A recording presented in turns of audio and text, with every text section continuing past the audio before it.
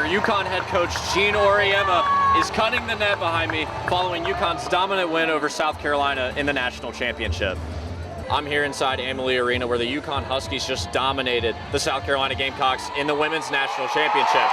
Behind me, Paige Beckers, star player for UConn, is cutting down the net following their dominant win.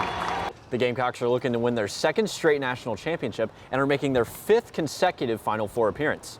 But for some Gamecocks, it's their first taste of Final Four action. The men's March Madness tournament has not been back in the Soda City since 2019.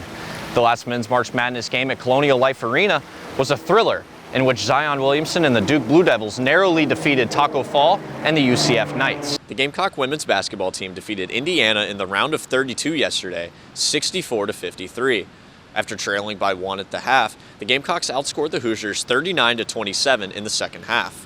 Bree Hall led the team in scoring with 11 points, and Chloe Kitts finished with a double-double. The Gamecocks will take on the winner of today's matchup between Alabama and Maryland in the Sweet 16. Gamecocks softball is coming off a series win against Texas Tech. The team is now 24-6 on the season and will take on in-state rival Clemson Tuesday night at 6 p.m. at home.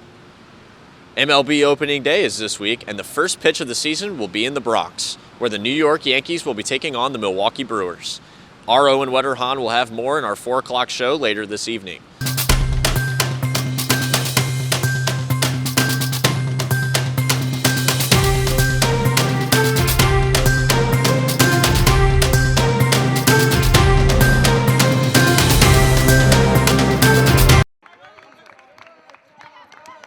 Gamecock women's basketball held their first practice at Amalie Arena this morning before their Final Four matchup tomorrow against the Texas Longhorns. It's win or go home, so this game is really big for us. The two teams have played 3 times already this season. The Gamecocks lead the season series 2-1 with resounding victories in Columbia and the SEC Championship in Greenville, while Texas won a nail-biter in Austin 66-62. The Gamecocks are coming off 2 close wins, beating Maryland and Duke by 4 points. The team trailed heading into the fourth quarter in both games. I feel like first, a great start, and then just maintaining that, getting defensive stops. The Longhorns are led by sophomore forward Madison Booker, who led the team in scoring, averaging 16 points per game. Booker shot just 3 for 19 from the field in the first matchup with the Gamecocks, and stellar defense from Bree Hall was a big reason for that. I think I just was everywhere she was at. I didn't give her a lot of breathing room. Hall says that guarding her will be a big priority. I don't want to expose what we're going to do for the game plan, but, guard her. It has to be done. You have to complete that assignment. So. The Gamecocks are looking to win their second straight national championship and are making their 5th consecutive Final Four appearance. But for some Gamecocks, it's their first taste of Final Four action. Honestly, my first year I'm going to Final Four. There's a lot of other people would love to be in my position right now. The Gamecocks are looking to win their 4th national championship, all of which have been won in the last 8 years. No one cares if you have 90 points. We care if you have a ring or not. In Tampa, I'm Aden Connor, Carolina News.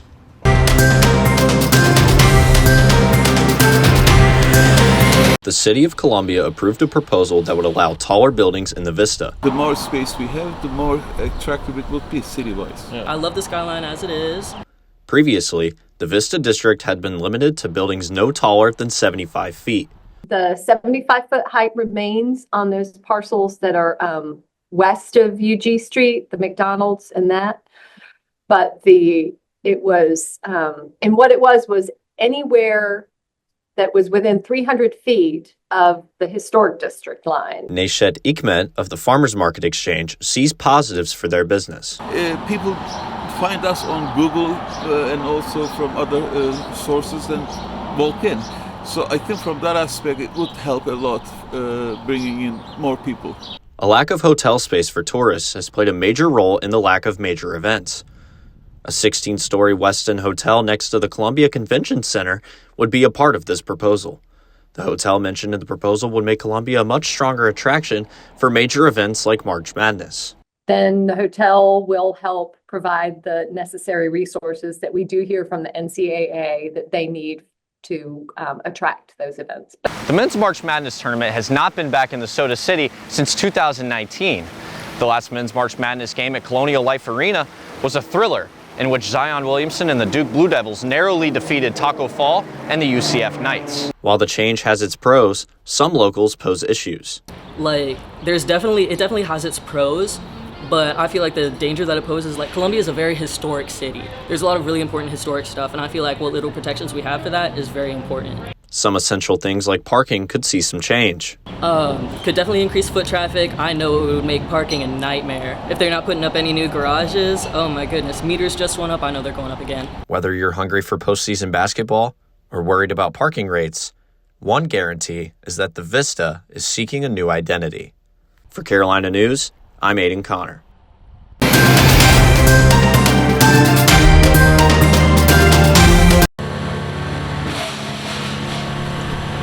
A low-grade tornado touched down on Lake Murray yesterday, passing through a local community. We woke up to the alarm on our phones saying, tornado warning, and we kind of then heard a big crash. While the tornado did not hit the home of Perkins, it caused damage to surrounding trees. We had a big pine tree, and it had snapped about 30 feet up. The area does not see tornadoes often, but has had some recent scares. Although we've had 2 warnings in the last couple of weeks, so we're hoping that doesn't continue. All that remains of the pine tree is a stump. For Carolina News, I'm Aden Connor.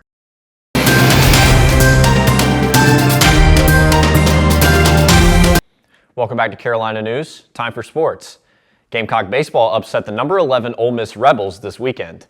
The Gamecocks won a nail-biter on Thursday. Game 2 was a 7-2 victory for the Gamecocks. Nathan Hall went 2 for 3 with 3 RBIs, and Jake McCoy gave up 3 hits and 1 earned run through 6 1/3. The Rebels dominated in Saturday's game, run-ruling the Gamecocks 12-2 in 7 innings. The Gamecocks will take on the North Florida Ospreys tomorrow at 6:30 p.m. at Founders Park. Gamecock softball is looking to sweep the Kentucky Wildcats tonight. The Gamecocks dominated in Game 1, winning 14-1 in 5 innings and scoring 11 runs in the 4th inning alone. We had a pitcher's duel on Sunday, with the Gamecocks winning 1-0, backed by a strong outing on the mound from Neely Lamb, throwing 4 2/3 innings and allowing just 1 hit. Gamecock reliever Sam Gress made appearances in both games, throwing a total of 4 1/3 scoreless innings, allowing 1 hit. Tonight's first pitch will be at 7 p.m. at Beckham Field. South Carolina's women's golf team won their 2nd SEC title in program history, and their first since 2002, defeating the Florida Gators. Sophomore Malis Lamour led from hole 3 on and put the first point on the board for the Gamecocks at hole 16. Freshman Ella Galinsky put the second point on the board for South Carolina, making birdie on hole 17 to win 3-1. Galinsky won all 3 of her matches the last 2 days. Senior All-American Louise Ridquist made a 60-foot birdie putt on hole 17 to clinch the 3rd and decisive point. The Gamecocks made SEC history as the first number 1 seed from stroke play to win the SEC championship in women's golf. 5 South Carolina natives are competing in the NBA playoffs. Ja Morant is a native of Dalzell, South Carolina, and played for Crestwood High School in Sumter, and former Gamecock Gigi Jackson played right down the road at Ridgeview High School. Both currently play for the Memphis Grizzlies. Dylan Jones of the Oklahoma City Thunder and Torrey Craig of the Boston Celtics are also natives of Columbia. Jones started his high school career at W.J. Keenan High School before transferring to Sunrise Christian Academy in Bel Air, Kansas. Craig played at Great Falls High School in Chester County before attending USC Upstate in Spartanburg.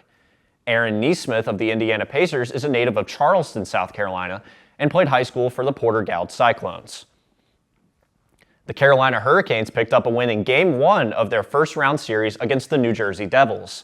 The Hurricanes controlled the game early and did not let up, taking an early 1-0 lead on a goal from Jalen Chatfield just 2 minutes and 24 seconds into the game.